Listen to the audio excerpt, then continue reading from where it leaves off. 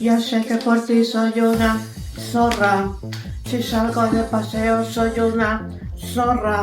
Hola Caris, estoy muy contenta de haber ganado el festival Benidorm Gay ese.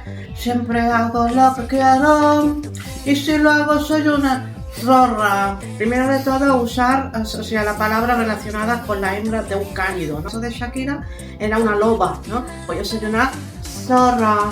También puede ser una chacala, una perra.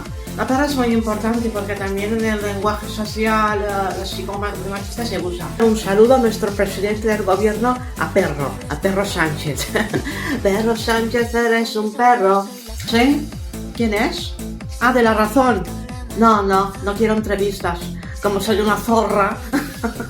Después hay que meter mucho mucho mariconeo, porque la verdad Eurovisión se ha convertido en eso, ¿no?